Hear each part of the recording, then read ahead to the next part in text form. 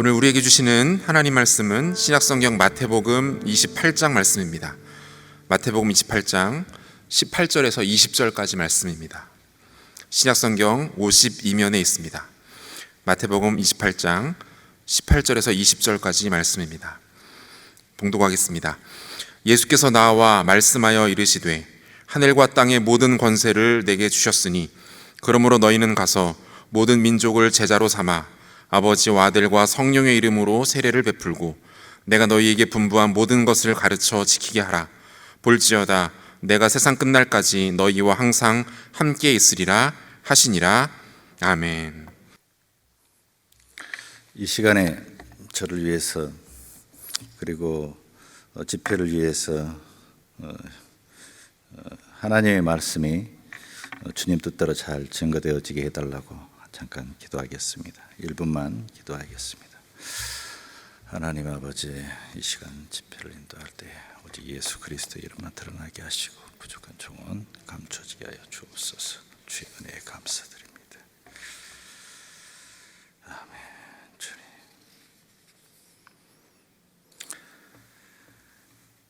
은혜로우신 주 하나님, 이 시간 이곳에 남서울 은혜교회 부흥집회 위에 주님 임재하여 주셔서 우리를 인도해 주시고 우리 예배를 받아주시며 우리의 찬양을 받아 주옵소서.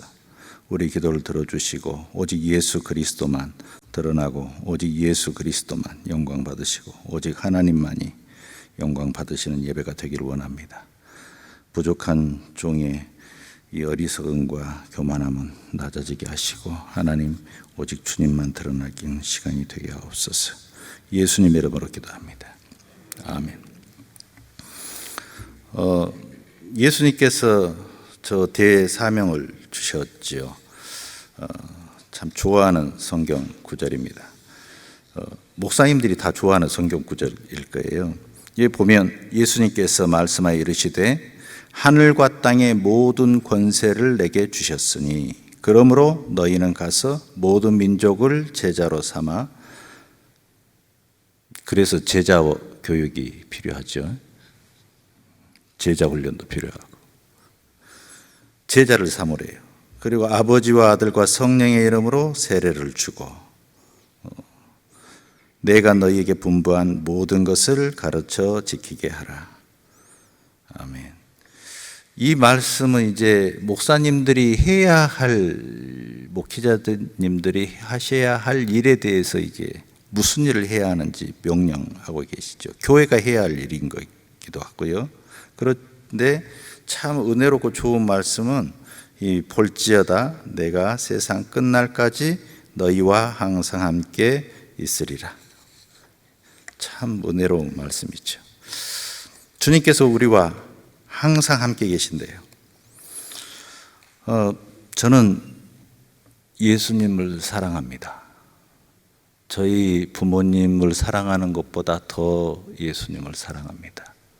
제 아내를 사랑하는 것보다 더 예수님을 사랑하고 제 자녀를 사랑하는 것보다 더 예수님을 사랑합니다.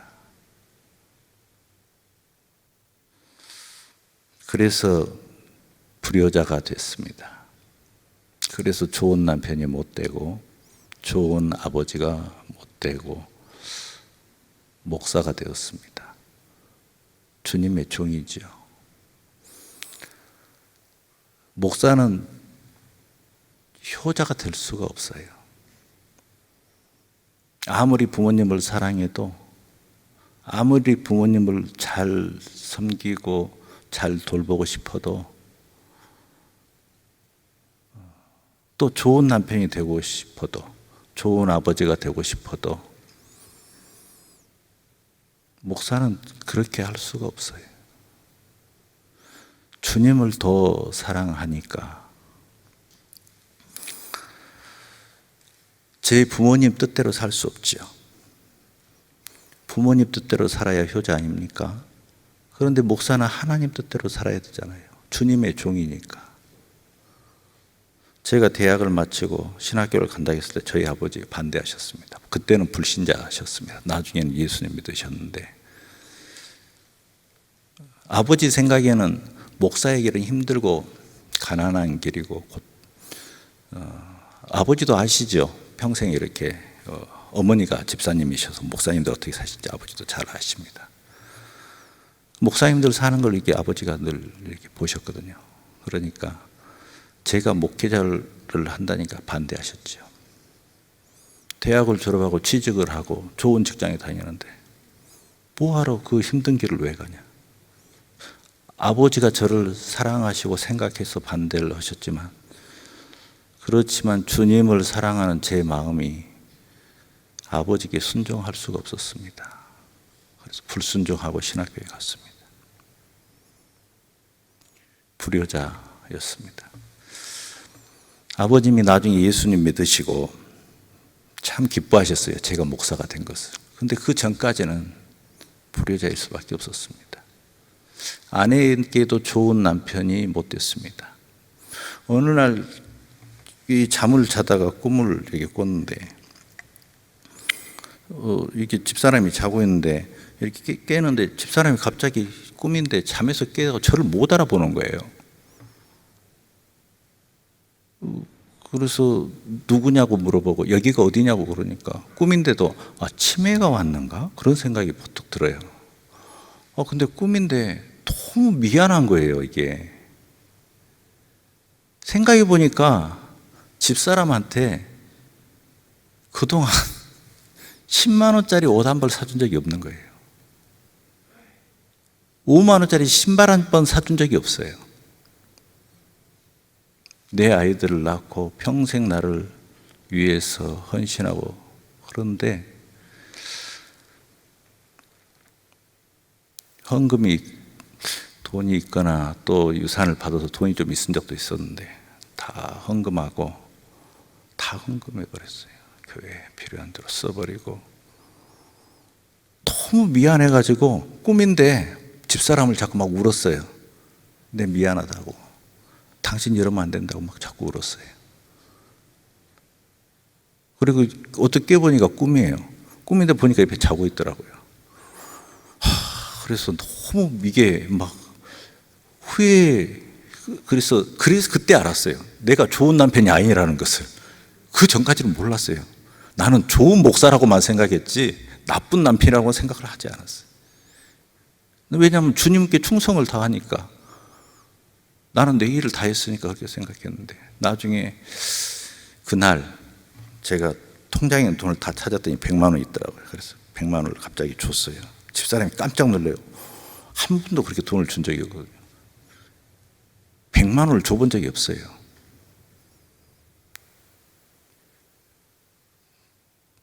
왜 나를 100만 원을 주느냐 그래서 제가 그랬어요. 그냥 써. 옷을 사든 신발을 사든 아니면 맛있는 것을 사 먹든 아니면 그냥 당신 마음대로 써. 내가 그랬어요. 그랬더니 정말? 그러더니 진짜로 마음대로 쓰더라고.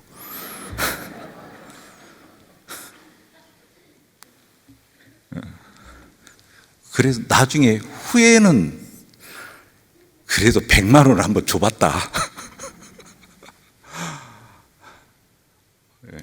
우리 애들은 학원을 안 다녔어요. 어느 날 우리 애들이 그래요. 아빠, 우리도 학원 다니면 안 돼? 그러니까 왜? 학원 안 가고 집에서 놀면 좋잖아. 그냥 놀아. 그랬더니 아빠, 친구들은 다 학원 가.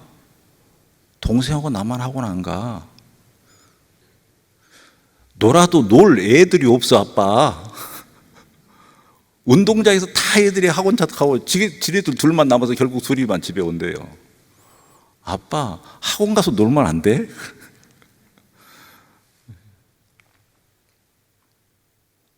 이 개척교회 시골교회 목사님은 애들 학원 못 보내요. 학원비가 없어요. 교회 우정비도 없어가지고 허덕이는데 무슨 학원비를 어떻게 보내요? 그냥 하나님께 맡기는 거죠. 그러면서 말은 그렇게 해요. 자기주도 학습이 중요하다. 스스로 학습을 해야 공부를 잘한다. 지금도 애들이 스스로 학습을 해요. 혼자서 그냥 알았어도. 저는 주님을 사랑합니다.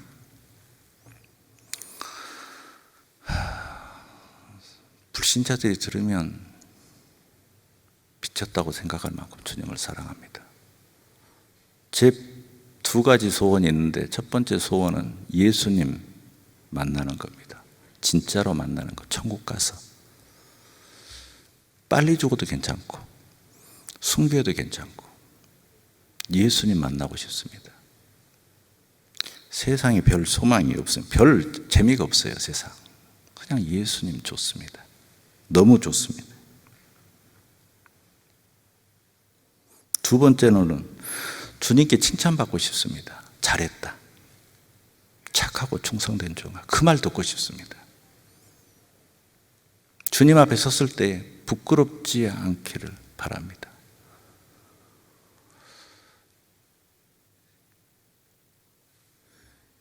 이 서시, 윤동주 시인의 서시를 한 번씩 외웁니다. 죽는 날까지 하늘 우러라 한 점 부끄러움 없기를 잎새에 이는 바람에도 나는 괴로워했다.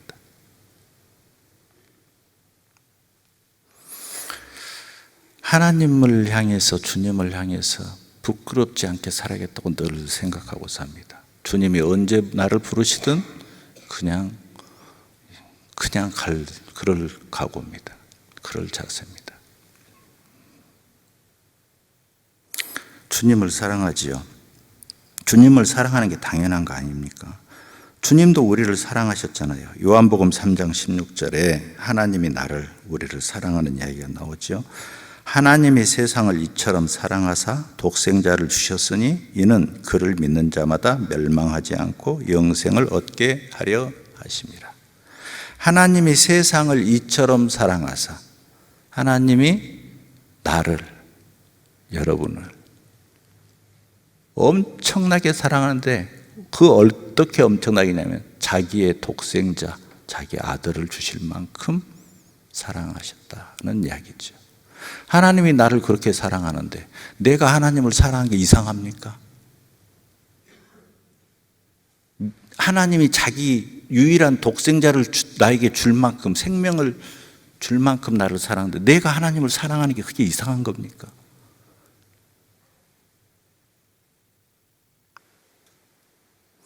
예수님이 우리 사랑한 이야기가 나오죠. 요한복음 13장 1절에 6월절 전에 예수께서 자기가 세상을 떠나 아버지께로 돌아가실 때가 이른 줄 아시고 세상에 있는 자기 사람들을 사랑하시되 끝까지 사랑하시니라. 예수님께서 자기 사람들, 성도들, 여러분을 사랑하시는데 끝까지가 어디겠습니까? 모든 것을 다 바쳐서 전심전력으로 사랑하신다는 얘기죠. 여러분 기도하시다가 예배하시다가 울어본 적이 언제입니까? 그 은혜에 감사해서 저 골고다 언덕의 십자가를 보십시오. 저걸 보면서 지금이 고난주간 아닙니까? 울어보신 적이 언제입니까?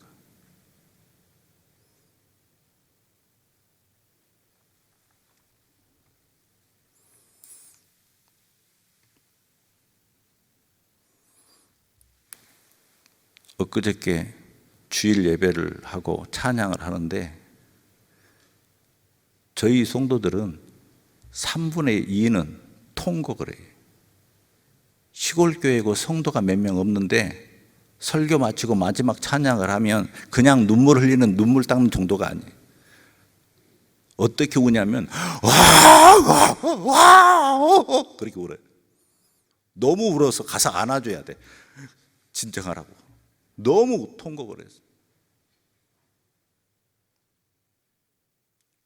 고난주간이잖아요. 예수님 나 위에 죽으신 그 은혜와 그 사랑에 그 주간이잖아요. 그러니까 통곡을 하면서 울죠. 장례식장에도 그렇게 우는 사람 없을 거예요. 요새. 하나님을 사랑해야 하는 거 아닙니까? 율법에 이 성경이 가르치는 가장 중요한 두 가지가 있어요. 예수님이 직접 말씀하신 마태복음에서 율법사가 예수님께로 와서 묻습니다. 마태복음 22장에서 선생님, 율법 중에서 어느 것이 큽니까? 그러자 마태복음 22장 37절에 예수께서 이르시되 네 마음을 다하고 목숨을 다하고 뜻을 다하여 주 너의 하나님을 사랑하라 하셨으니 이것이 크고 첫째 되는 계명이요. 이 성경이, 하나님의 말씀인 이 성경이 우리에게 이야기하는 가장 중요하고 먼저 된 말씀, 하나님을 사랑하래요. 주 너의 하나님을 사랑하라. 이것이 크고 첫째 되는 계명이다. 가족이 아니고 자식이 아닙니다. 사람이 아니에요. 하나님이에요. 하나님. 하나님께서 명령하셨어요. 구약과 신약을 통틀어서 가장 중요한 말씀, 하나님을 사랑하라. 하나님을 사랑해야 하는 거 아닙니까? 하나님을 사랑해야죠. 여러분, 하나님 사랑하시길 축원합니다. 둘째는 그와 같으니 내 이웃을 내 몸과 같이 사랑하라. 이 내 이웃은 사람 이야기죠. 사람을 사랑하라. 사람 사랑해야지요. 사람 사랑합니다. 하나님 사랑이 먼저고 그 다음 사람 사랑이고. 저는 자선사업가가 아닙니다. 저는 가난한 사람 도와주는, 구제하는 그런 사람이 아닙니다. 저는 불쌍한 사람 보면 눈물을 흘려서 못 도와주는 그런 사람 아닙니다. 저는 목사입니다. 저는 주님의 종입니다. 저는 목사인데 그야말로 한 달란트 받은 목사입니다. 아주 작고 부족하고. 저를 여기 부르신 것은 좋은 목사님을 모셔야 되는데 마음이 좀 아픕니다, 여러분. 좀 좋은 분, 다음부터는 목사님 죄송합니다. 훌륭한 목사님을 모시세요. 공부도 좀 많이 하시고 일도 잘하시고 뛰어난. 저는 그냥 시골 목사입니다. 하나님 사랑하고 주님께서 양들을 맡기시면 그 양들이 몇 명이든 그 양들 사랑하고 양들 돌보고 그냥 그 양들 위해서 최선을 다하고 하나님과 교회를 위해서면, 양들을 위해서면 죽을 수도 있는 그냥 평범한 보통의 흔한 그런 시골 목사입니다.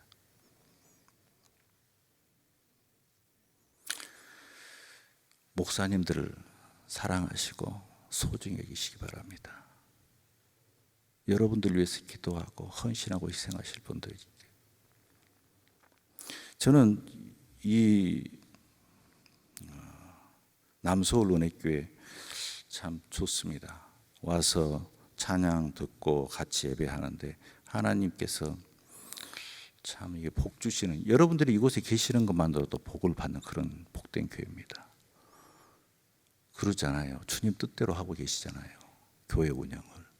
훌륭한 목사님들께서 또 훌륭한 장로님들과 또 직분자들께서 그렇게 교회를 이곳에서 함께 예배하고 섬기는 것만으로도 하나님께서 기뻐하실 좋은 교회입니다. 축복합니다, 여러분. 그리고 지난 시간에 이어서 계속해서 조울증 환자 어떻게 될지 궁금하시죠? 드라마 2탄을 하도록 하겠습니다.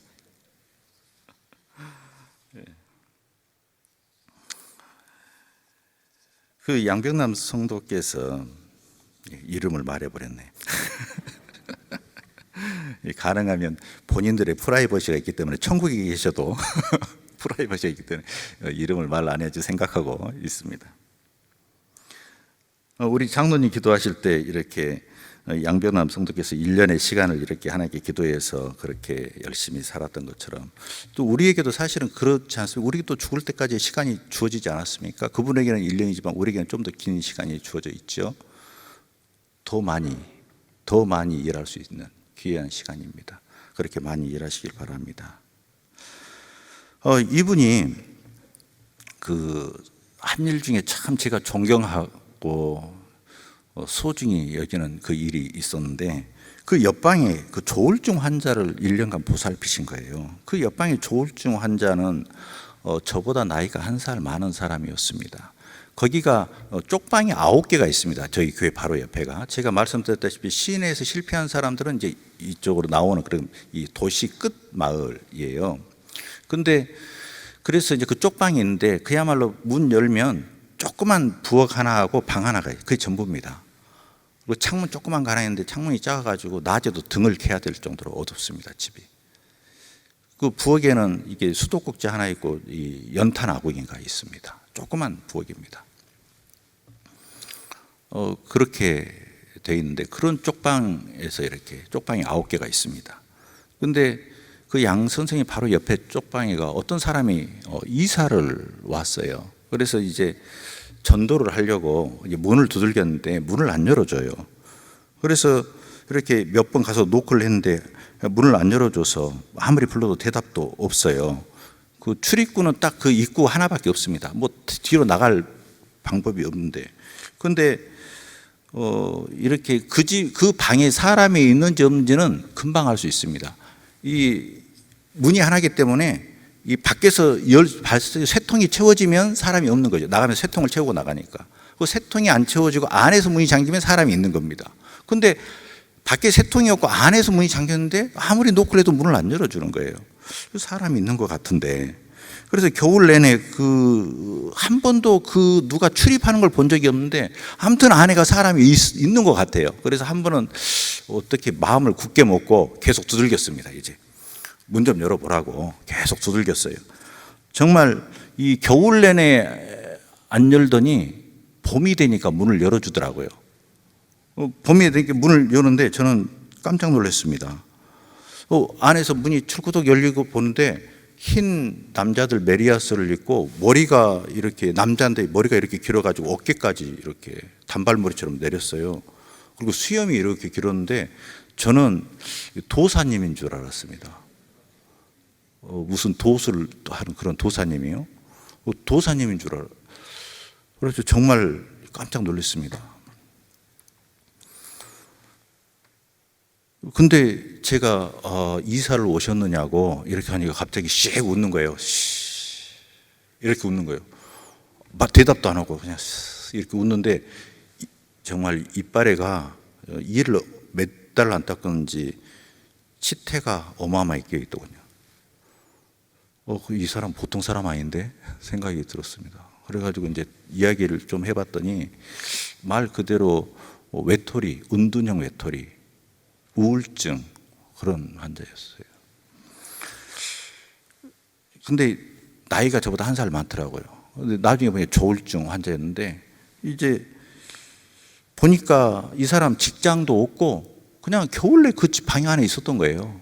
직장도 없고 일도 없고 갈 데도 없고 먹을 것도 없고 그래서 내가 문을 열어 보니까 라면 봉지가 꽉 찼는데 겨울 내내 하루 3끼를 라면만 먹은 거예요. 라면, 열무라면, 비빔라면 3종류를 계속 먹었더라고. 제가 라면 봉지를 봤어요.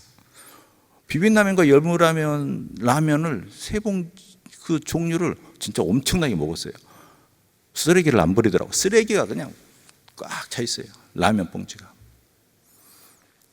그래가지고 안타까워서 이것만 먹으면 안 된다. 그리고 쌀도 갖다 주고 김치도 갖다 주고 반찬도 갖다 주고 밥도 같이 먹어라. 그리고 제가 치약 칫솔 사다가 이를 닦아라. 이도 닦아주고 그리고 너무 머리가 이렇게 길어가지고 있어서 이발소를 데리고 가서 이발을 해줬습니다.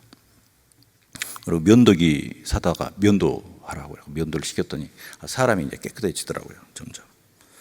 그리고 점점 깨끗해지고 이제 자꾸 이제 왔다 갔다 하고 조금 이제 사람답게 됐어요. 그래서 제가 일이 없으니까 젊은 남자라 그때 30대 중반이라밖에 안 된 젊은 남자라 그 남원의 농공단지에다가 이제 아는 사람한테 부탁을 해서 일자리를 알아봤습니다. 그랬더니 데리고 오라고 써주겠다고 그래서 이제 일도 다닙니다. 거기서 그리고 한 2달간 일을 다녔습니다. 일을 다니면서 이제 그리고 교회도 출석하고 그리고 이제 예수님도 영접하고 좀 활발해졌어요. 우울증 환자였지만 두 달을 일을 하더니 어느 날 이제 제가 한참 교회에서 예배를 드리고 있는데 갑자기 오토바이를 타고 예배당을 쑥 들어오는 거예요. 아니, 그때는 예배당에 이렇게 신발을 벗고 들어오는 예배당식이었는데 오토바이를 타고 예배당을 쑥 들어오니까 저도 모르게 짜증이 확 났지만 그래도 확 못 내고, 아니 왜 오토바이냐고 물어봤어요. 그랬더니 그래요, 하나 샀어, 출퇴근하려고. 그리고 오토바이 타고 싶어서 그래요. 그래서 얼마 줬냐 그랬더니 150만 원 줬대요. 그래서 월급 100만 원이었거든요. 아니 월급이 100만 원인데 어떻게 150만 원짜리를 사? 그랬더니 80만 원 주고 나머지는 다음 달에 주기로 했대요. 그래서 그럼 20만 원으로 한 달 살라고? 내가 그랬더니 하는 말이, 다 방법이 있지. 그래요. 조증이 시작된 거죠. 조울증에, 울증 단계를 지나서 조증으로 넘어가고 있었는데 제가 그걸 몰랐습니다. 그때는 조울증을 잘 몰랐거든요. 그때만 해도. 그러더니 그 뒤에는 회사도 안 다닙니다. 그리고 돈 번다고 오토바이를 타고 돌아다니기 시작합니다. 그리고 사람들을 만나면 내 동생이 목사라고 그럽니다. 그 목사는 접니다. 제가 한 살 어려서 형이라고 불렀더니 저를 동생 취급합니다. 그리고 술집에서 술을 마시고 술집 여자하고 막 누나 동생을 하더니 저한테 전화를 합니다. 한밤중에 저 잘 자고 있는데 밤 11시 12시에 전화를 해서 누구세요? 그랬더니 나요 동생. 그래요. 예, 어쩐 일이세요? 그랬더니 여기 술집인데 술값 떨어져 돈 좀 갖고 와. 그래서 나 돈 없어, 술값 못 줘, 나 알아서 해결해. 그러고 끌었어요. 그랬더니 양 선생님이 그때 살아계셨는데 저한테 그래요. 목사님, 그 조심해요. 그래요. 걔 조심해요. 왜요? 그랬더니 걔 칼 차고 다녀요. 목사님 죽인대요. 제가 술값 안 줬다고 저 죽인다고 칼 차고 다닌대요. 그래서 그래요? 왜 나를 죽이려고 그러지? 그랬더니, 그리고 그날 저에게 만났어요. 제가 물어봤어요. 형, 칼 차고 다닌다며? 칼 어디 있어? 그랬더니 여기 있어 보여주는데 발목에다가 양발을 옆에다가 칼을 차고, 등산용 칼을 차고 다니더라고. 이 칼로 나 죽인다면서? 그랬더니 하는 말이, 아니야 나 그런 말 안 했는데. 그래. 뭘 아니야, 다 들은 사람이 여럿인데. 그랬더니 아니야. 그래요. 이거 어디서 났어요? 그랬더니 남원역 앞에서 샀대. 거기 길거리에서 막 팔잖아요, 이것저것. 그래서 등산용 칼 하나 샀대. 뭐 하려고 샀어요? 이렇게 필요할 때 쓰려고 샀지. 그래. 나중에는 결국 그 조증이라 직장도 안 나가니까 직장도 해고당하고, 결국 오토바이 가게 주인한테 오토바이도 뺏기고, 그 오토바이 살 때 준 80만 원도 못 받게 되고, 왜냐하면 오토바이를 타고 다니면서 여기 좀 파송이 되는데 그 수리비로 다 나가버리고, 결국에는 주변 사람들한테 유혹만 먹고 다시 어렵게 됐는데, 그러니까 제가 그때만 해도 정신질환에 대한 이해가 좀 많이 부족했기 때문에 이게 진짜 짜증이 나더라고요. 그러니까 하는 행동이 이해가 안 돼서 그냥 그냥 또 알아서 네 알아서 살아라 냅뒀어요, 저는. 그랬더니 이분이 다시 우울증 단계로, 조울증을 양극성 전동장애라 그래요. 양극성, 조증과 우울증의 전동, 오르락 내리락. 전동장애. 그러니까 조증됐다 우울증됐다 조증됐다 우울증됐다 그러는데 이게 보통 사람은 감당하기 힘듭니다. 그걸 좀 이해하고 공부를 좀 해야 그런 사람들 상대할 수가 있어요. 이 우울증이 되니까 다시 집에 딱 들어박혀서 안 나옵니다. 전 내버려 뒀습니다. 저 사람 다시 꺼내봐야 또 조증되면 또 그러고 뻔하고, 또 우울증 되면 또 저렇게 짜증이, 포기했습니다. 제가 좋은 목사는 아니죠. 끝까지 포기하지 않고 뭐 그런 사람은 아닙니다. 포기할 때는 또 포기합니다. 포기를 했는데 이 사람이 그래서 이제 계속 반복하더라고요. 그리고 이제 그 집을 안 가버렸습니다. 아예 그 집은. 그러던 중에 우리 양 선생님께서 이제 병원에 입원해서 퇴원하셨죠. 그런데 이분이 발을 붕대를 감고 이게 발 뒤꿈치로 딛고 이게 엉덩이로 이렇게 다녀요. 서지도 못하고. 그런데 이분이 하루 3끼를 그 양반을 밥을 먹이는 거예요. 아침, 점심, 저녁을 이게 제가 이게 그분이 그러니까 이제 음식을 갖다 주면 밥솥에다가 밥을 해가지고 국이랑 반찬이랑 해서 옆에 벽을 쳐요. 자기 옆방이라 옆에 벽을 치면서 이름을 불러요. 이름을 찬호야 밥 먹어라 이렇게 부르면 건너와요. 그리고 밥을 먹어. 밥을 먹고 막 이게 흘렸어 자꾸. 그리고 나서 커피 주면 커피 한 잔 마셔요. 그리고 그대로 놓고 가요. 같이 있던 사람들이 저건 젊은 놈이 저거 이렇게 아픈 사람이 밥을 주면 지가 설거지라도 해야지 뭐 그런 욕을 해요. 그래도 소용없어요. 정말로 청소 한 번, 설거지 한 번 안 해요. 자기 먹은 그릇도 설거지통에 담그지도 않아요. 근데 그 양 선생님은 아무 말도 안 해요. 거기에 대해서. 그래서 내가 그걸 한번 봤어요. 식사 때 가가지고. 그래서 제가 그랬어요. 응? 형, 양 선생님이 밥을 차려주시면 설거지라도 형이 해야지. 그랬더니 씩 웃어. 씩 웃고 그러더니 그냥 가버려요. 와, 복장 터지네 진짜. 와, 진짜 이 스트레스가 뭐 저런 사람이 다 있나 그런 생각이 들었어요. 근데 1년간을 그 3끼를 밥을 다 주셨어요. 양 선생님께서. 그래서 제가 양 선생님한테 그랬어요.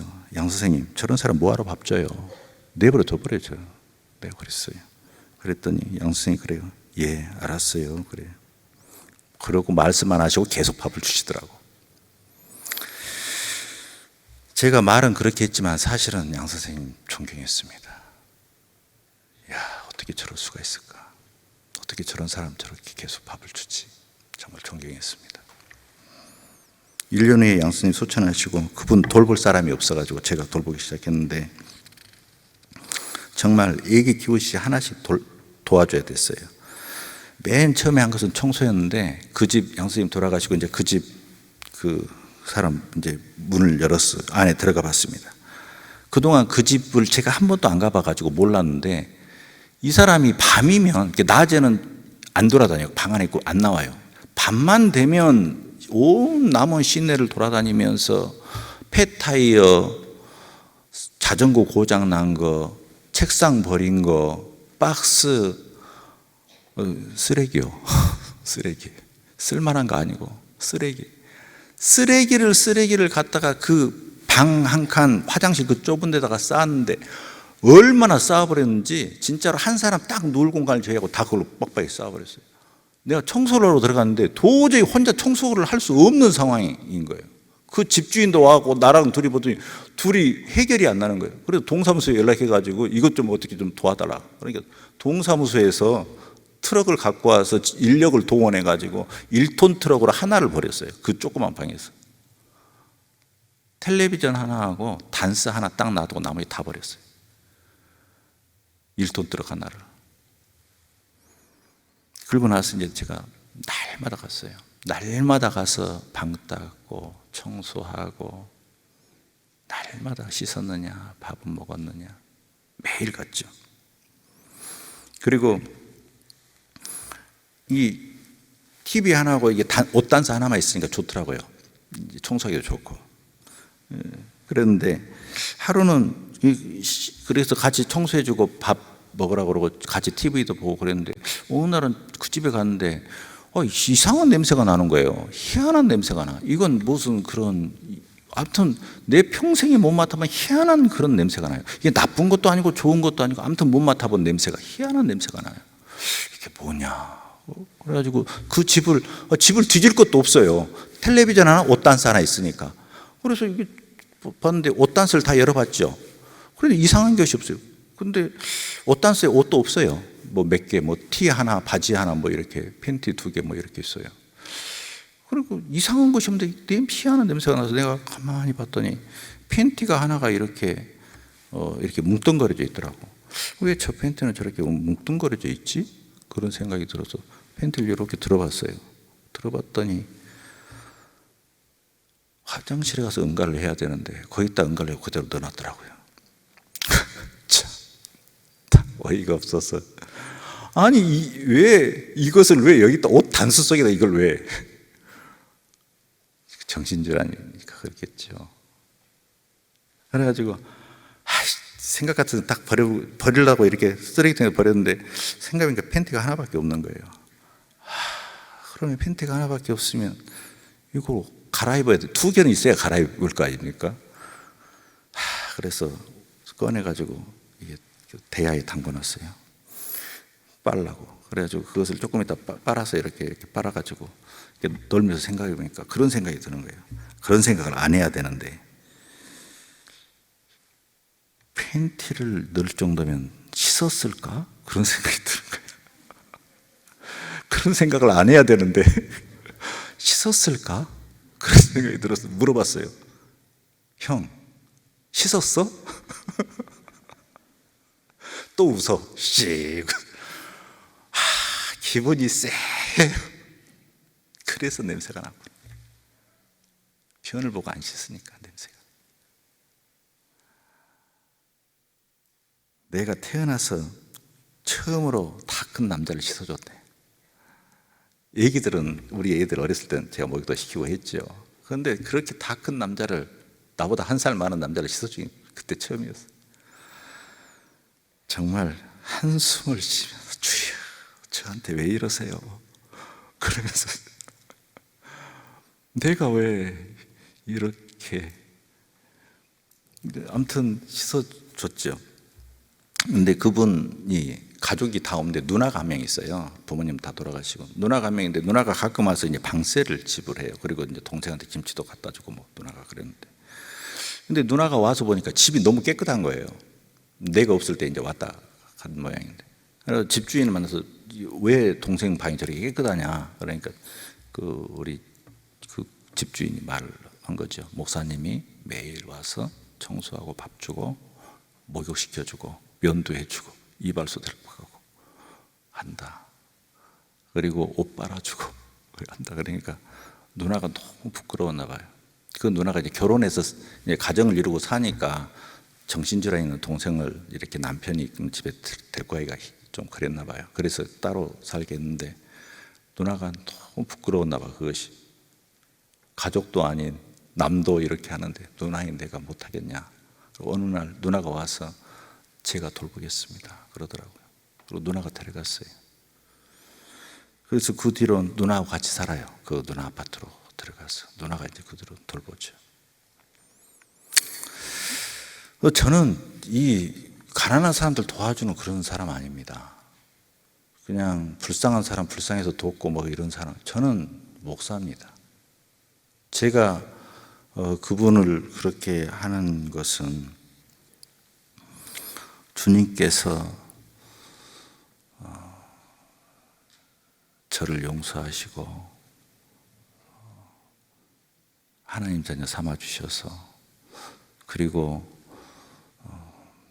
주님 종으로 삼아 주셔서 교회를 맡겨 주셔서, 교회가 성도잖아요. 그분 성도라 목회의 직분을 다하기 위해서 하는 거죠. 저는 자선사학가가 아닙니다. 그냥 주님의 종입니다.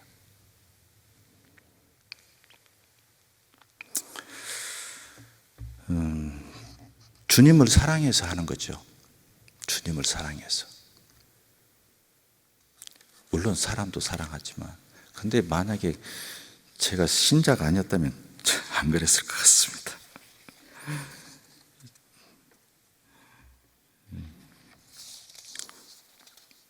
제가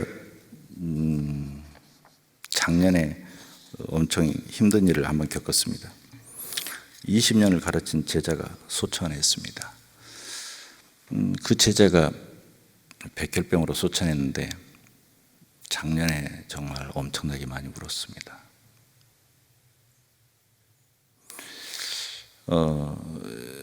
이 아이가 초등학교 때부터 저희 교회에 왔는데 서울에서 이사 왔습니다. 남원으로. 가족이 다. 아버지 트럭 기사셨는데, 근데 이 아이가 초등학교 때부터 교회인데 유난히 얼굴이 하얗더라고요. 그래서 저는 서울 애라 하얀 줄 알았습니다. 얼굴이 하얘서 서울 애라 저렇게 하얗고 깨끗한가 생각했는데, 얘가 중학교 2학년이 되니까 백혈병이 발병했습니다.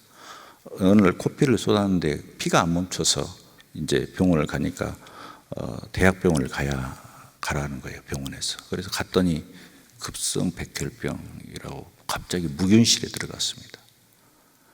그 수치가 3밖에 안 나갔대요. 3 되면 죽을 수가 있답니다. 그래서 무균실에 들어가서 이제 있었는데, 제가 이제 그 말을 듣고 전주 전북대 병원에 이제 문병을 갔더니 애가 무균실에서 이제 면회가 안 되는 거예요. 밖에서만 이렇게 볼 수 있는 거예요. 근데 내가 한눈에 보기에도 이 무균실이 굉장히 비싸 보이는 거예요. 이게 이런 데서 입원을 하면 병원비가 많이 나오겠는데, 그렇게 보이는 거예요. 처음 가봤지만. 그래서 제가 물어봤어요. 도대체 이거 병원비가 얼마나 나오냐, 이렇게. 하는 말이, 그 무균실 그때 당시 쓰는데 하루에 100만 원 나온대요, 병원비가. 나 진짜 깜짝 놀랐어요. 하루에 100만 원의 병원비가 나온대요, 그 무균실을 사용하고 거기서 치료를 받으면. 그 집 가난한 집이거든요. 아버지 트럭 기사고. 그래서 제가 이제 남원에 와서 그 아버지를 만나서 어떻게 하실 거냐, 치료비를 낼 돈은 있느냐 하고 물어봤죠. 그랬더니 아버지가 그래요. 다 팔아야죠.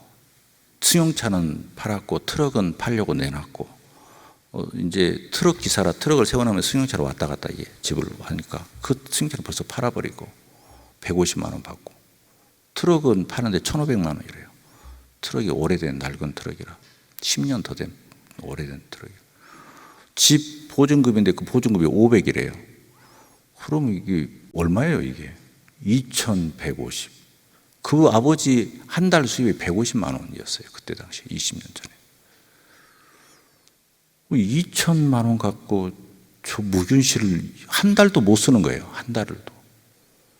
그래서 제가 너무 심각한 거예요. 그래서 어떻게 할 거냐, 그러고 되겠냐. 그러니까 하는 말이, 돈 있는 데까지 치료하고 돈 떨어지면 퇴원해서 다 죽어야죠. 아들 혼자 죽게 할 수는 없잖아요. 아들 하나 딸 하나니까 그 아들 죽게 할 수는, 혼자 죽게 할 수는 없으니까 다 같이 죽어야죠, 이러는 거예요. 아이, 진짜 그 말 들으니까 이게 너무 심란하네 이제. 그래가지고 제가 뭐 방법이 없는 거예요. 그렇다고 교회가 막 이렇게 몇 천만 원씩 돈을 대줄 수 있는 그런 교회도 아니고. 그래가지고 이제 교회 가서 기도했어요. 하나님, 이거 어떡합니까? 기도하다가 그냥 진짜 주님이 은혜 주시는 것밖에 방법이 없어서 생각하다가, 주님 지혜 좀 주세요, 은혜 좀 주세요. 그렇게 기도하다가 제가 그냥 무작정 그 전북대학교를 찾아갔어요. 그 전북대학교 사무실을 찾아갔어요. 그 행정실 찾아가지고, 여기서 제일 높으신 분이 누구냐, 이렇게 사무국장이래요. 그래서 그분 좀 만나게 해주라고 그랬더니 들어가라고 그래요. 그래서 사무국장 만나서 누구냐고 그래서, 남원에서 온 목사인데 저희 교회 학생이 여기 지금 백혈병으로 입원해 있다. 이름이 뭐냐 그래서 누구다. 그러니까 차트 갖고 오라 그러더라고요. 그랬더니 이렇게 보더니, 지금 그런 상태군요. 뭐 그러면서 하는 말이, 왜 오셨냐고 그래서, 지금 그 집 형편이 이러이러한데 돈 떨어지면 퇴원시켜 다 죽는다 간다. 좀 살려주라. 내가 그랬어요. 좀 살려주세요. 그랬더니 그분이 그래요. 목사님, 딱 하고 안 됐지만 저희 병원에 그런 환자가 많습니다. 병은 큰 병이고 돈은 없고 그런 환자가 많습니다. 그런 환자들 다 치료비를 안 받으면 병원 운영이 안 됩니다. 죄송합니다. 그러다. 이해는 되죠. 이해는 돼. 그러겠죠. 그 다 무료로 치료해주면 병원 의사 월급은 누가 주고 병원 운영 어떻게 하겠어요? 그래서 제가 아무 소리 안 하고 그냥 가만히 앉아 있었어요. 그랬더니 가만히 앉아 있다가 눈 감고 기도를 했어요. 그리고 눈 감고 그 자리에 앉아서, 주님 어떡합니까? 그리고 눈 감고 기도하는데 그분이 그래요. 목사님, 방법이 하나 있긴 합니다. 그래요. 뭡니까? 그랬더니 하는 말이, 그분이 그래요. 목사님께서 도와주시면 될지도 모릅니다. 그래요.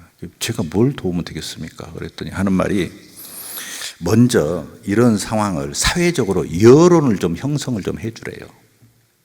그러면 언론에 띄우고 그러면 나는 나대로 안에서 한번 노력을 해보겠습니다. 목사님이 밖에서 여론을 좀 형성해서 어떻게 언론에 좀 올릴 수 있게 좀 해주세요. 그래요. 그러면 내가 노력을 한번 해보죠. 그래서 고맙다고 그래요. 남원에 와서 먼저 성도들한테 이렇게 광고를 했죠. 우리 학생 누구가 이렇게 백혈병인데 헌금합시다. 그리고 주보에도 내고, 주보에 낸 걸 들고 학교를 찾아갔어요. 그리고 학교를 찾아가서 주보에가 그 모금한다고 이렇게 써놨죠. 광고를 내고 학교를 찾아가서 담임 선생님을 만나서 교회에서 이 반 아이 이렇게 백혈병인데 모금하기로 했다고. 그래서 담임 선생님이 고맙다고. 그러면 우리 반에서도 한번 하겠다고 그래요. 그러더니 이분이 그 반에서 하려면 먼저 교무실에서 허락을 받아야 된대요. 교장님 선생님한테 허락을 받아야 된다. 교무실에서 말하니까 교장 선생님이 그러면 학교 차원에서 하자. 그래가지고 학교 차원에서 하면서 또 학교에서 한 것도 또 교육청에 보고를 또 해야 한다네요. 그 모금을 하면. 교육청에 보고를 하니까 교육청에서 그 말을 듣고 이제 보고를 받는데 기자들이 교육청에 있었나 봐요. 기자들이 그걸 보고 그런 일이 있으면 우리가 신문에 내주겠다. 그래가지고 신문에 났어요. 이게 지역신문에, 남원 지역신문에 났어요. 남원 지역신문에 나니까 전라북도의 그 도민일보 뭐 그런 전라북도 신문에서 그걸 보고 이런 거 우리도 내주겠다 신문에. 그리고 도민일보에 냈어요. 그때는 KBS 사랑의 리퀘스트라는 프로그램이 한참 할 때였어요. 20년 전에.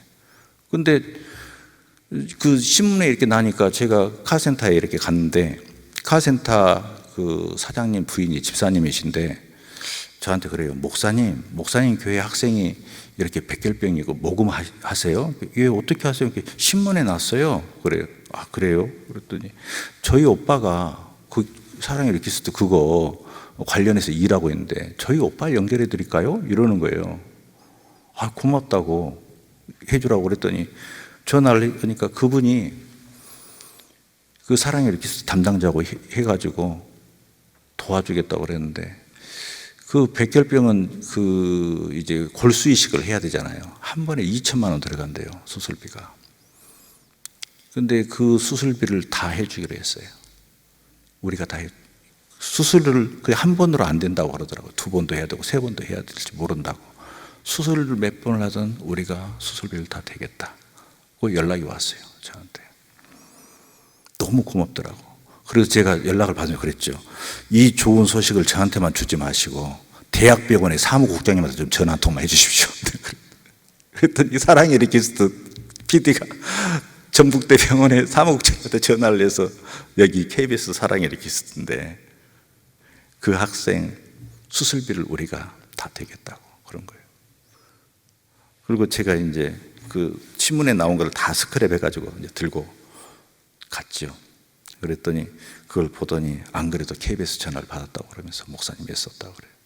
제가 회의 때 이거 들고 들어가서 말을 하겠다고. 그리고 들어가서 이제 뭐라고 말씀을 하셨는지, 한 달간 이렇게 병원에 한 달 이상 병원에 입원했다 이제 퇴원할 때가 됐어요. 근데 중간 정산을 하라고 그랬다 그래요. 그래서 카드로 200만 원을 정산을 했다 그래요. 중간 정산을 200만 원 중간 정산을 했다는데, 나올 때 병원비를 카드로 정산한 200만 원 중에서 73만 원만 받고 127만 원을 다시 돌려주더래요.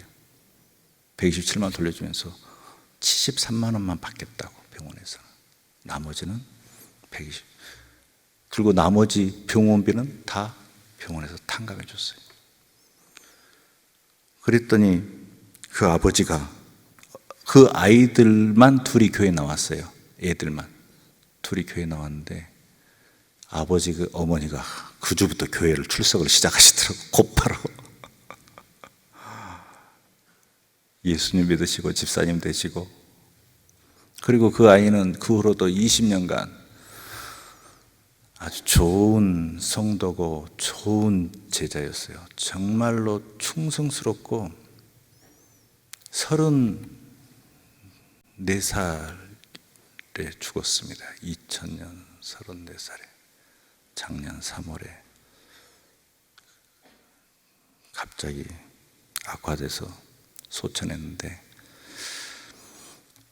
그 전까지 교회의 모든 중요한 직분은 다 했습니다. 얼마나 신실하고 믿음이 좋은지 24살에 집사가 됐습니다. 근데 성도님들이 왜 죄를 집사시키는 사람이 한 명도 없을 정도입니다. 그렇게 헌신적이고 충성스러운 신실한 집사였습니다. 교회 모든 부서의 부서장을 다 지내고 재정부장까지 다 했어요. 20대 젊은 나이에. 정말로 좋은 제자였습니다. 좋은 집사였고, 그 청년이 이제 소천할 때 제가 병원에 이제 악화됐다 그래서 병원에 갔는데, 그때 코로나가 막 퍼졌을 때라 굉장히 까다롭더라고요. 그래서 그래도 이제 전북대에 가서 이게 그랬더니 병원에서 그 입구에서 못 들어가게 막는데 위중하다 그래서 왔다 그러니까 그쪽 병실에 전화를 한 거예요. 그 입구에서 전화를 해서 그 어떤 환자가 이렇게 위중하냐 그러니까 그쪽에서 위중하다, 혹시 누가 보러 왔으면 들여보내라 그래가지고 들어가라고 그러더라고요. 마지막일 수 있으니까 들어가서 이렇게 봤는데 정신이 있고 눈은 떠 있는데 사람을 못 알아봐요. 너무 고통이 심하니까 너무 이렇게, 그러니까 기절한 것도 아니고 혼미한 것도 아닌데 눈을 뜨고 있는데도 통증이 너무 심하니까 사람을 못 알아봐요. 그래서 보고 기도해주고 이제 나오려는데 갑자기 알아보는 거예요. 다 가족들이랑 나랑 있었는데 지 여동생 이름을 부르면서 그래요. 너 집에 가라니까 왜 여기 있어? 병원에 얼마나 힘든데 집에 가서 애기 봐야지. 그러는 거 갑자기 병실에서 돌아서 나오는데, 그러니까 또 돌아보더니 오빠 알아보겠어? 그렇게 어서 집에 가, 여기 있지 말고 그러는 거예요. 오빠 목사님 오셨어? 그러니까 그 아픈 와중에도 저를 보고 목사님 오셨어요. 근데 이렇게 먼 길을 왜 오셨어요? 그런데 네, 알고 있었죠. 죽어가는 것을 알고 있었어요. 그래서 기도했죠. 기도하면서 이제 제가 기도하면서 울었는데 뭐라 그러냐면, 얘가 울면서 기도하는데 내 손을 이렇게 잡더니 그래요. 목사님 울지 마세요. 저 괜찮아요. 저 천국 가요. 목사님 걱정하지 마세요. 전 괜찮아요. 그러는 거예요. 34살 청년이 울지 말래요. 전 괜찮대요. 천국에 간다고. 정말 하루 뒤에 소천했어요. 하루 뒤에 소천했는데 얼마나 제가 울었는지 몰라요. 정말 자식이 죽은 것 같았어요. 자식이 죽은 것 같고, 하나님께 나를 먼저 데려가셔야죠. 주님, 나를 먼저 데려가시고 젊은이를 살려주셔야죠. 저 아이를 내가 20년을 가르쳤는데 저 아이를 데려가시면 저는 어떡합니까? 이제 내가 먼저 죽고 저 아이가 나중에 죽어야죠. 그렇게 기도했죠. 근데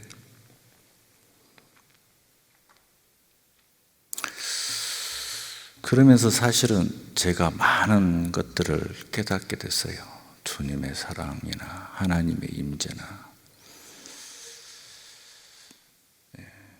살아계신 하나님의 능력, 그런 것들을 지난 1년간 굉장히 깊이 깨닫게 됐어요. 그 아이가 죽음으로써 천국이 멀지 않다는 걸 알게 됐어요. 천국이 멀리 있는 게 아니구나.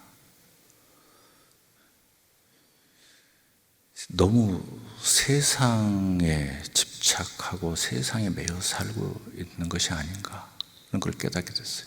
내가 목사인데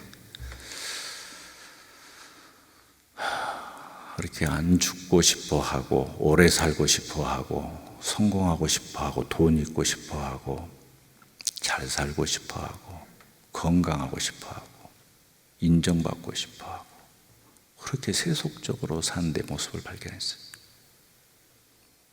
저런 어린 청년이 죽음을 눈앞에 두고 저렇게 담대하게 주님을 만나는데 몇십 년을 목회를 하면서도 그런 것을 몰랐다는 게 참 부끄럽더라고요.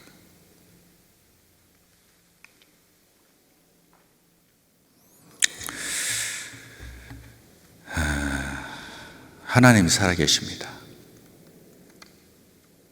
그리고 천국 멀지 않습니다. 금방 시간 가고 50년 후에 100년 후에 이 자리에 몇 명이나 남아있겠습니까?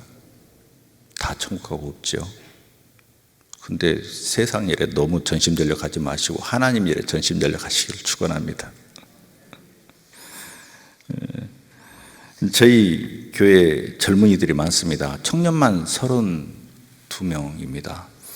시골 교회인데 어떤 분들이 저희 교회 와서 청년들을 하는 거 보면 깜짝 놀라요. 뭔 시골에 청년들이 많냐고 그럽니다. 어려서부터 이렇게 자라온 애들입니다. 애들을 참 사랑합니다.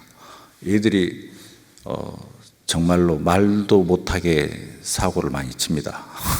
정말로. 공부 잘하는 애도 있고요. 그냥 안 하는 애도 있고, 학교 그만둔 애도 있고 그렇습니다. 정말 이거 우리끼리만 들어야 되는데 어떤 애들이 교회를 다닙니다. 교회를 왔어요. 근데 키가 막 190 정도 됩니다. 180, 190 그러니까 키가 얼마나 큰지 애들이. 지금도 키가 크고 있습니다. 194인데도 지금도 키가 자라고 있습니다. 그리고 운동을 합니다. 뭐 합기도, 격투기 뭐 이런 걸 합니다. 공부는 안 합니다. 그리고 술 먹고 담배 피고 어른들이 하는 거 다 합니다. 학생인데 그 애들이 교회를 나왔습니다. 불신자였죠. 완전 불신자였는데 교회를 나왔습니다. 그래서 이제 영접을 시켰습니다. 예수님 복음을 전해주고 영접시켰는데 또 믿겠대요. 그러니까 야 그러면 너희들 이제 교회 나오기로 하고 예수님 믿었으니까 술 담배 끊어야 돼. 그러니까 꼭 끊어야 되냐고 물어요. 꼭 끊어야 돼. 꼭 끊어야지. 지금 당장 어려우면 천천히 끊어도 반드시 끊어야 돼. 그랬더니 목사님 그러면 섹스도 끊어야 돼요. 이게 뭐야? 누구들 지금 나이가 몇 살인데? 그랬더니 목사님 왜 저희들도 다 알아요. 우리끼리만 들어야 됩니다, 진짜. 요새 애들이 그렇게 심각합니다. 요새 옛날 어른들 클 때하고 다릅니다. 그러면서 야 그런 거 하면 안 되지. 그랬더니 어른들은 다 하면서 왜 우리는 못하게 해요? 그래서 야 어른들은 결혼했잖아. 결혼했으니까 결혼을 하면 해. 그랬더니 하는 말이 에이 목사님도 그러면서 하는 말이 뭐라는 줄 알아요? 결혼 안 해도 다 하더라고요. 진짜로 깜짝 놀랐어요. 아니야 결혼하고 하는 거야. 그랬더니 하는 말이 우리 엄마 아빠도 결혼 안 해도 다 해요. 우리 엄마 아빠도. 봤냐? 봤어요.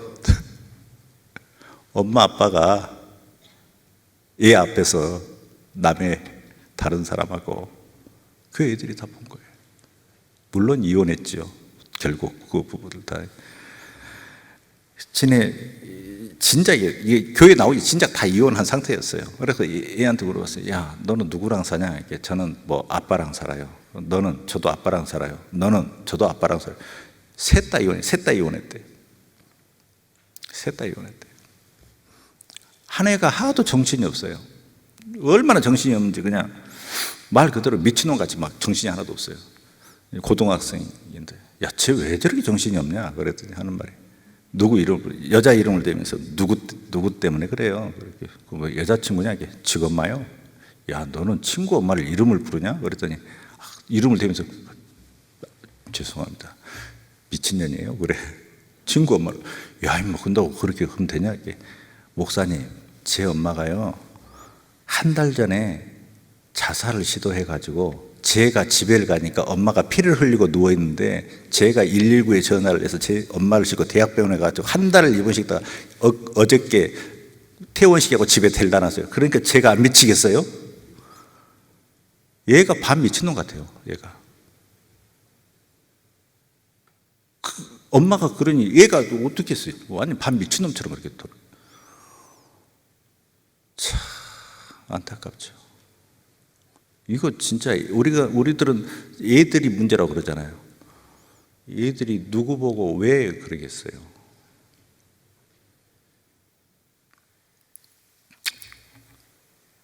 근데 걔네들이 그 후로 교회를 3년을 다녔어요. 3년을 다니면서 술도 끊고 담배도 끊고 또 여자도 끊고 착하게 잘 다녀요. 지금은 이제 청년이 됐어요.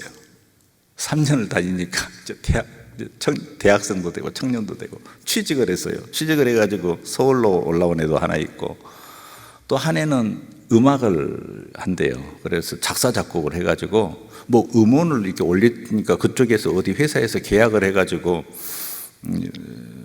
저한테 11조를 줘요. 11조가 아니라 1000열매. 계약한 금액 전체를 다 저한테 봉투에 담아가지고 그러면서 제가 음악을 작곡해서 처음 번 돈이에요. 헌금할래요. 야, 그거 다 헌금하면 어떡해? 너도 써야지. 이게 아니에요. 처음 번 거니까 다 드리고 하나님께 다 헌금할 거고 싶어요. 그걸 갖고 왔어요. 그런 애들이 3년간에 그렇게 달라져가지고 그래서 그걸 헌금했어요. 1000열매로. 서울에 취직에 관해는 11조를 보내요.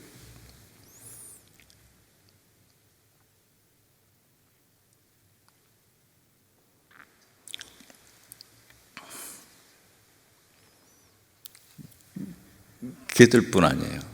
걔네들의 4년 선배들이 있어요. 4년 선배들이 있는데 진짜 대단하죠. 걔네들도 4년 선배들인데 이놈들은 진짜 아주 그냥 얘들도 공부 안 하는 애들이에요. 교회를 그렇게 와요. 교회가 좋대요. 교회에 와서 이제 어리니까 얼마나 배가 고파요. 중학생, 고등학생 막 그러니까 막 배가 고프니까 오면 이제 먹을 걸 주죠. 그럼 맛있게 막 먹어요. 이게 잘 먹죠. 진짜로 잘 먹어요. 그런데 얘들이 항상 교회로 와요. 그래가지고 지네 학교 가서 친구들한테 소문을 내요. 야, 저 교회 가면 먹을 거 준다. 그러면 애들이 우르르 와. 야, 너희들 왜 왔냐? 먹을 거 준다면서요. 그래서 실컷 먹고 가요. 나중에 애들이 오면 교회에서 이제 성경 가르치고 기도 가르치고 찬양 가르치고 예배 드리죠. 그리고 먹여서 보내요. 그렇게 막 엄청나게 옵니다. 애들이, 학생들이. 그래가지고 왔는데 어떤 애가 보니까 몸이 빼짝 마른 애가 하나 둘이 왔는데 걔는 항상 예배당 맨 끝에가 앉아 있는 거예요. 맨 끝에 앉아가지고 얘는 기도도 안 하고 찬송도 안 하고 예배도 안 드리고 뭐 먹지도 않아요. 그러니까 빼짝 말랐어요, 몸이. 그리고 탁 앉아있는데 몸에서 담배 냄새가 아주 얼마나 심하게 나는지 몰라요. 담배를 얼마나 펴버리는지 어린애가. 아주 그냥 그 옆에만 가도 담배 냄새가 진동을 할 정도로 그렇게 담배 냄새가 나요.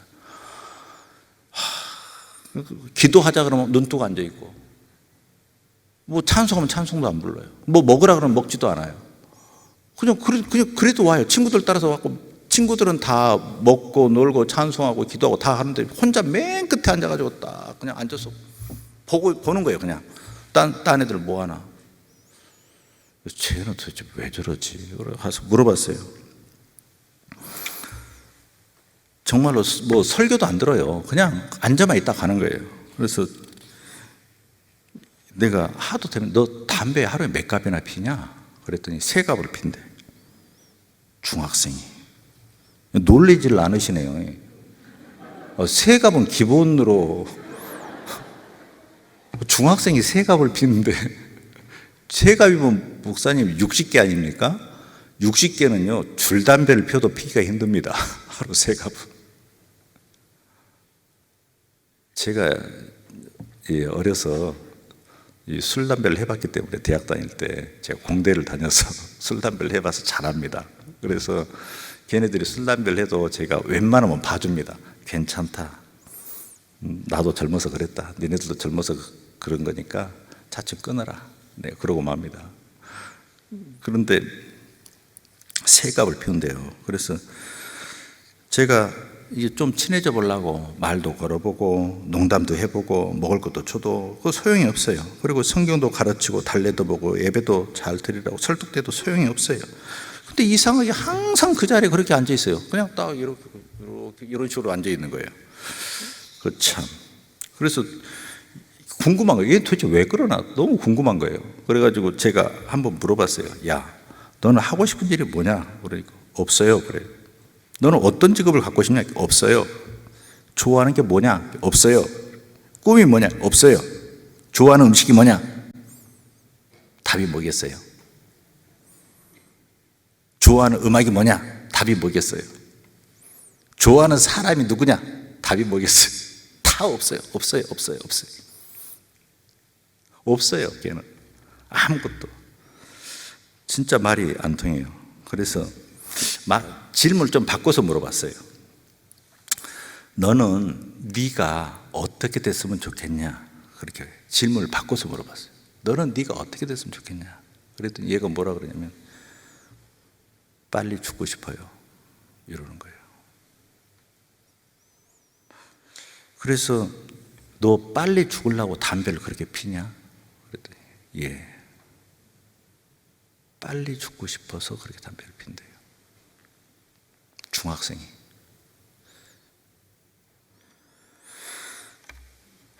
그래서 네가 그렇구나 하는 걸 알게 됐어요. 어느 날 그의 엄마가 우리 집에 전화를 했어요. 우리 집사람한테 전화를 해가지고 그의 엄마가 어디 교회죠. 그래서 누구 엄마래요. 그의 엄마 이름을 대면서 얘가 교회를 잘 다니는 것 같아서 너무 고맙고 감사해서 잘 가르쳐 달라고 부탁하려고 전화를 했대요. 그러면서 얘가 어떻게 컸는지를 이야기해요. 엄마 아버지가 얘 초등학교 때 이혼을 했는데 아버지 따라가서 살았대요. 아들들 둘이가. 엄마는 이제 이혼해서 따로 살고. 아버지가 사업을 했는데 안 됐나 봐요. 어느 날 얘들이 학교를 갔다 왔는데 아버지가 그 애들이 같이 사는 집에서 목을 맨 거예요. 애들이 집에를 왔는데 어리니까 어떻게 할 줄을 모르고 아버지가 그러고 있는 데서 그 집에서 같이 있었던 거예요. 몇 시간. 초등학생들이 둘이가. 나중에 어른들이 와서 이렇게 다 했는데, 그리고 엄마가 이제 데려갔죠. 그 뒤로 애들이 변해버린 거예요. 그 충격과 트라우마가 먹지도 않고 놀지도 않고 그냥 빨리 죽고 싶은 그 생각만 하고 사는 거예요. 어떻게 하면 빨리 죽지? 그 생각만 하고 살아요, 애가.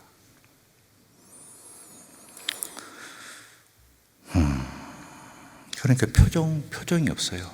말도 안 하고 표정도 없고 운동도 안 하고 게임도 안 하고 아무것도 안 해요.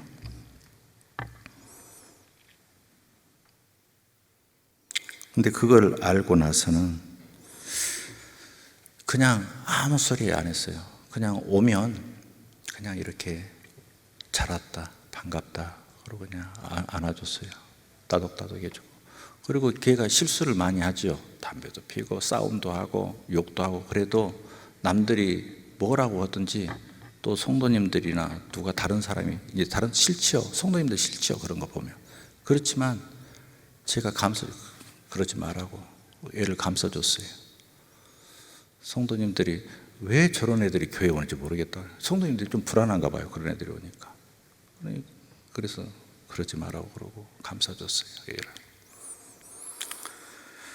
그리고 기도했죠. 이 아이를 변화시키고 은혜를 주실 분은 오직 하나님밖에 없다. 하나님뿐입니다. 하나님 도와주십시오. 기도했어요. 그 후로 10년이 지났어요. 그 애가 지금 10년이 지났는데, 얘가 고등학교를 졸업하고 청년부에 가서는 청년부 회장을 하고, 어느 날 저한테 그래요. 뭐라고 그러냐면 중고등부 회장도 했네. 그리고 얼마 전에 군대 가기 전에 그래요. 내가 물어봤어요. 너는 꿈이 뭐냐? 그랬더니 다른 사람들을 돕는 일을 하고 싶어요. 그러더라고요. 바뀌었어요. 날마다 조금씩 하나님의 은혜로, 하나님의 말씀으로, 예배로, 기도로, 찬송으로 조금씩 바뀌어가지고 다른 사람들을 돕고 싶어요. 그래. 지금은 26살이 됐어요. 26살이 돼가지고 군대 가서 육군 하사가 됐어요. 수도방위 사령부에서 여기 수도를 지키고 있습니다. 그 청년이 군 생활 아주 잘하고 있어요. 예배도 잘 드리고 있고.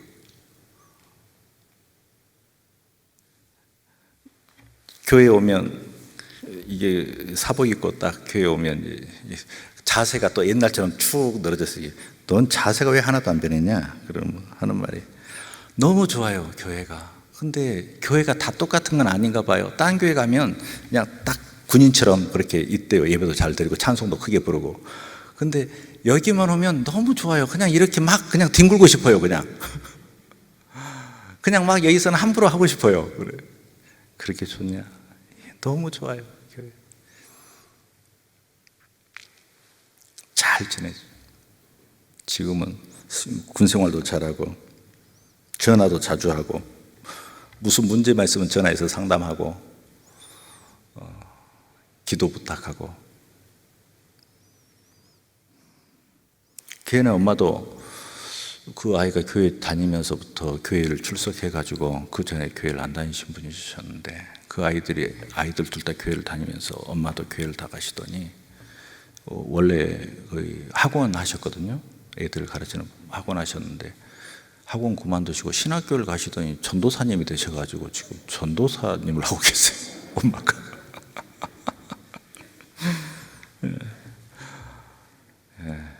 그렇습니다. 저는 이 복음을 전합니다. 하나님 말씀을 전하고 예수 그리스도의 사랑, 예수 그리스도의 복음을 전하죠. 병든 사람들 도와주고 가난한 사람을 도와주는 자선사학가가 아닙니다. 저는 목사입니다. 주님의 종이죠. 복음이 우리를 살게 합니다. 배고픈 사람 먹이면 또 배고파집니다. 아픈 사람 도와줘도요, 또 아픕니다. 어차피 사람은 다 아프고 배고프고 다 죽게 돼 있습니다. 사람은 다. 그렇지만 예수 그리스도를 구주로 믿어서 영원히 구원받으면 영생을 얻게 됩니다. 하나님의 자녀가 되고 하나님의 사랑을 받고 하나님의 손 아래, 하나님의 인도 아래 거하게 됩니다. 이것은 제가 목사가 사람이 도와줄 수 있는 것보다 비교할 수 없을 만큼 큰 축복과 큰 사랑입니다. 하나님이 도와주셔야 됩니다. 하나님이 나를, 성도님들을 하나님이 도와주셔야 돼요. 저는 우리 성도님들을 하나님께 늘 부탁하고 맡깁니다. 하나님이 하셔야죠. 제가 뭘 했다고 여러 가지를 말씀드렸습니다만 그냥 저는 조금 한 것이고 결국에는 주님이 다 하신 겁니다. 양 선생님을 낫게 한 것도 또 생명을 주신 것도 하나님이 다 하시지요. 하나님 살아계십니다. 전지전능하시고 온 세상을 창조하시는 창조주이시고 그리고 나를 사랑하시고 저 골고다의 길을 십자가를 지고 가시고 나를 사랑해서 생명을 주신 분이시죠. 그런 주님을 사랑합니다. 주님을 사랑해서 주님과 함께 있는 것이 저의 소망입니다. 여러분, 이 고난 주간에 주님의 사랑을 더 깊이 느끼시길 축원합니다. 주님과 함께 하시고 주님과 동행하시고, 주님이 말씀하셨잖아요. 볼지어다 세상 끝날까지 내가 너희와 함께 하리라. 이거 엄청난 약속이잖아요. 근데 이것을 어떻게 하냐면 여러분 믿음으로 아는 거예요. 이게 무슨 뭘 본다거나 뭐가 그냥 그 기분이 이상했다거나 이런 게 아니에요. 우리는 믿음이 있잖아요. 믿음. 하나님께서 믿음을 주셨잖아요. 무슨 믿음이냐면 성경 말씀이 하나님 말씀이고 진리라는 믿음이요. 믿음을 주셨잖아요.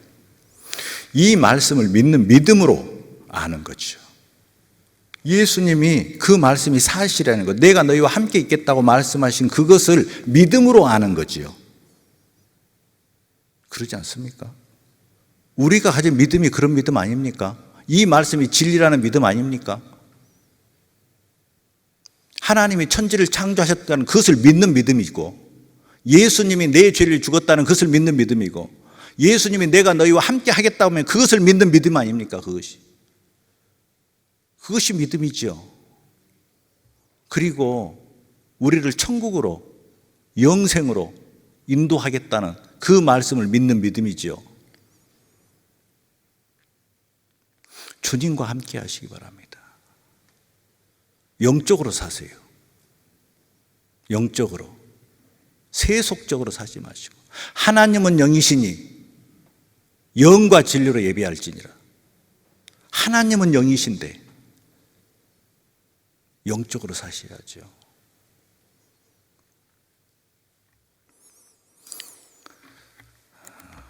기도하겠습니다. 은혜가 많으신 주 하나님,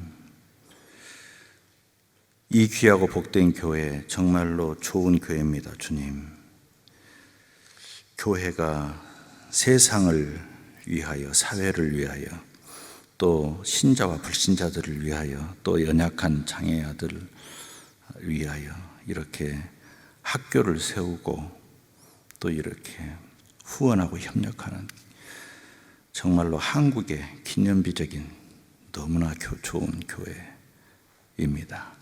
주님, 이 귀하고 복된 교회에 와서 주님 예배케 하시니 감사드립니다.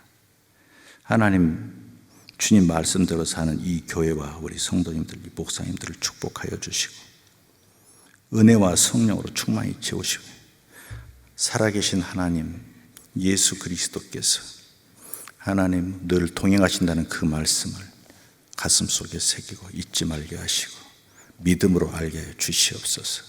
주님과 동행하는 삶을 주시옵소서. 날마다 동행하게 하여 주시옵소서. 예수님 이름으로 기도합니다. 아멘.